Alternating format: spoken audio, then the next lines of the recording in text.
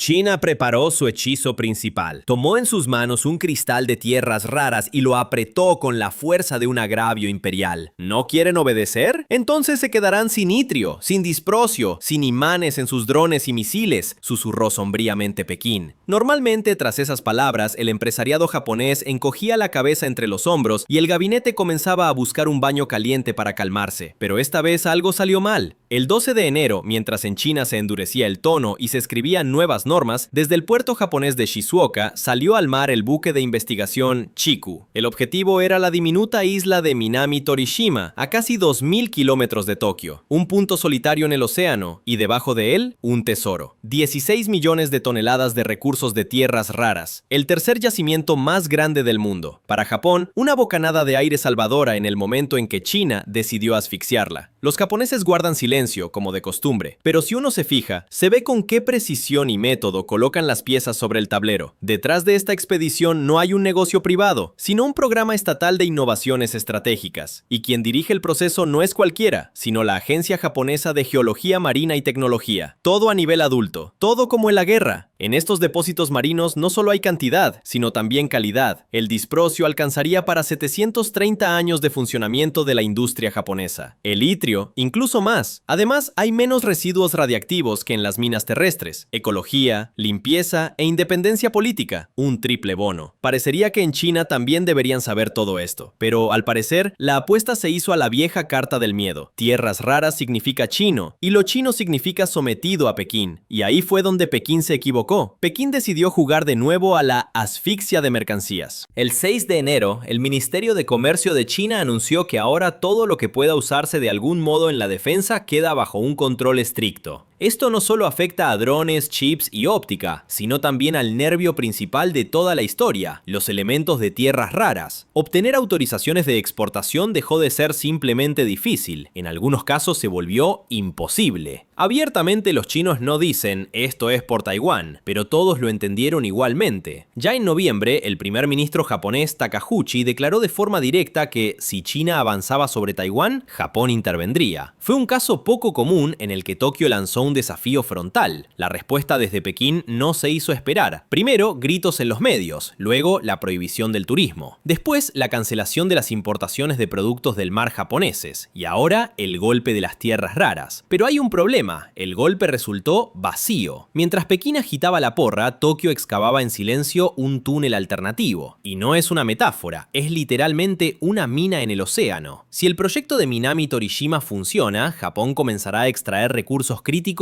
directamente desde una profundidad de 6.000 metros, sin permiso chino, sin intervención china y, atención, sin miedo a China. Como expresó el director del proyecto, Masaku Kazuishi, si logramos elevar elementos útiles desde semejante profundidad, esto será un avance tecnológico. Y textualmente, un golpe a la monopolización de China. Aquí lo principal no es que Japón haya encontrado yacimientos, lo principal es que aprendió a no tener miedo. Mientras el buque científico Chiku surca las olas, en Washington hierve otro tipo de trabajo. Allí, en sillones cómodos con vista a la Casa Blanca, se reunieron los ministros de finanzas de las 7 mayores democracias del mundo. El tema en la agenda son los riesgos de las tierras raras. Sí, no has oído mal, no es la inflación. No son los mercados bursátiles, son precisamente los elementos de tierras raras, porque ahora son el nuevo petróleo. En la mesa están los Estados Unidos de América, Japón, Alemania, el Reino Unido, Francia, Italia y Canadá. Todos dependen de China. Todos temen acabar con una correa corta. Todos entienden que hay que actuar ahora, antes de que Pekín acumule una ventaja crítica. No se discuten solo los suministros, se debate la introducción de un suelo de precios, un costo mínimo para los elementos de tierras raras que mantenga las inversiones y la producción dentro de una cadena no china. Esto significa solo una cosa: Occidente está dispuesto a pagar más con tal de no depender de un solo actor. Exactamente como ocurrió con el gas ruso, solo que ahora se trata de polvos y metales, no de tuberías. Y China continúa golpeando de manera preventiva. En las declaraciones oficiales suena la misma retórica: no violamos nada, todas las restricciones se refieren solo al uso militar, los productos civiles están en orden. Pero basta con profundizar un poco para que quede claro: cualquier doble uso ya es motivo de negativa. ¿Y qué no es de doble uso en la electrónica moderna? Cualquier dron es a la vez un juguete y una plataforma de ataque. Cualquier láser es tanto un bisturí quirúrgico como una mira. La lógica es transparente. No nos apoyaron en Taiwán. Reciban retrasos en los suministros. El problema es que los elementos de tierras raras no son solo un negocio, son todo el ejército moderno ensamblado. Desde las cabezas de guiado de los misiles hasta los potentes motores de los drones y los cazas. Sin ellos, no hay precisión, no hay velocidad, no hay comunicación. Como dijo un analista, es el sistema nervioso de la guerra moderna. Quita los imanes de tierras raras y la tecnología moderna simplemente no se moverá, no verá y no presionará el botón a tiempo. Por eso Tokio y Washington ya no miran a China como a un socio comercial, sino como a un posible agresor con palancas en el bolsillo. Y si antes se podía pasar por alto, ahora no. China ha demostrado demasiado bien cómo sabe girar esas palancas. En Pekín todo se veía elegante. Una carta bajo la manga, una carta probada. En cuanto alguien empieza a hablar de Taiwán, ¡zas!, se cierra la válvula de las tierras raras. Lo probaron en 2010, funcionó. Entonces, Japón mencionó las islas en disputa y de inmediato se quedó sin suministros de disprosio, itrio y otros milagros. Las fábricas se frenaron, las bolsas se pusieron nerviosas, los ministros japoneses comenzaron a retroceder con cortesía. China sonreía, ya advertimos. Han pasado 15 años, la misma escena, los mismos actores, pero el guión ya es otro. Ahora, cuando Pekín vuelve a estirar la mano hacia el garrote de las tierras raras, Tokio no se estremece, porque Tokio está preparado. Preparado no con palabras, sino con hechos. Desde que China utilizó por primera vez la economía como arma, Japón no se quedó de brazos cruzados. Acumuló reservas, invirtió en tecnologías, envió expediciones submarinas, en silencio, de manera metódica, a la japonesa. No de frente, sino rodeando. El proyecto de desarrollo de los yacimientos cerca de Minami Torishima no es una idea espontánea, es una respuesta, larga, meditada y tecnológicamente compleja, pero precisamente en él está la salvación. Si se logra extraer elementos de tierras raras desde una profundidad de 6.000 metros y además con un bajo nivel de radiactividad, China perderá su as bajo la manga. Mientras China amenaza, Japón perfora. Y no lo hace sola. Los Estados Unidos de América tampoco duermen. MP Materials no está construyendo simplemente minas, están creando un ciclo completo, desde el mineral hasta el imán. Es como si antes dependieras de panaderos ajenos y ahora tuvieras tu propio campo, tu propio molino y tu propia panadería. En perspectiva, decenas de miles de toneladas al año. Y eso ya no es solo seguridad interna, es exportación, asociaciones, mercado y hay más. América del Sur, el escudo guayanés, el sur de Venezuela. Allí donde las rocas son tan antiguas como el mundo, a menudo se esconden los metales más raros. Los geólogos ya están sobre el terreno. América excava, China observa. Y todo esto ocurre en el contexto de un giro lento pero inevitable de la logística mundial. Nadie quiere ser rehén. Todos quieren el botón de cancelar dependencia. Europa, Canadá, Australia. Nadie cree ya en la estabilidad con China. Y ahora Pekín se queda en el viejo escenario, sosteniendo la misma carta. Pero ya nadie aplaude. El acto ha terminado. Cuando se habla de metales de tierras raras, en la mente del ciudadano común aparece algo aburrido. La tabla periódica, una cantera, arena, quizá un minero con casco. Pero en realidad, esta historia no trata de geología, trata de dependencia. No de la nicotina ni del petróleo, sino de un país que decidió que los recursos son un arma. Mientras en Tokio se lanzaban expediciones y en Washington se construían cadenas de suministro, China seguía viviendo con la lógica antigua. No podrán prescindir de nosotros. Y en efecto, durante mucho tiempo fue cierto. Los metales de tierras raras no son solo misiles y aviones, son todo. Vehículos eléctricos, resonancias magnéticas, ascensores en tu edificio, el sonido en tus auriculares. Todo lo que se mueve, brilla, calcula o registra depende en gran medida de estos pequeños elementos invisibles. Y ahora imagina que alguien, con solo pulsar un botón, puede romper toda esa cadena, hacer que los precios suban 1,5 veces, detener fábricas, reescribir presupuestos, derrumbar una moneda. Y todo ello no mediante un ataque militar ni la ocupación de territorios, sino simplemente retrasando un envío del polvo necesario. De hecho, eso es exactamente lo que China ha estado haciendo durante los últimos 15 años. Pero toda costumbre tiene fecha de caducidad, y cuando Japón empezó a extraer recursos del fondo marino, Estados Unidos a construir procesamiento en casa y Europa a subvencionar cadenas alternativas, quedó claro que la era del monopolio se acerca a su fin. ¿Qué viene después? Será más caro, mucho más caro. Sin el procesamiento barato en China, el mundo obtendrá un nuevo equilibrio, más limpio desde el punto de vista ambiental, más estable políticamente, pero con otra etiqueta de precio. Eso significa que no solo se encarecerán los misiles, sino también los teléfonos. No solo los motores de los cazas, sino también los motores de tu patinete eléctrico. Porque la libertad, como se ha descubierto, tiene un precio. Y no es una metáfora. Japón eligió pagar. No por comodidad, sino por control. No por volumen, sino por independencia. No construye un imperio. Solo quiere que el mañana no dependa del capricho de nadie. Y parece que lo está logrando. Y China ahora lo entiende. Ya no puede intimidar. Puede molestar. Puede obstaculizar. Puede poner a prueba los nervios. Pero las llaves del futuro se le escapan de las manos. Porque el miedo ha dejado de funcionar. Así termina la vieja historia. La historia de cómo un país creyó que el metal era poder, y otro demostró que el poder comienza con la disposición a excavar más profundo, incluso si hasta el mineral hay 6.000 metros.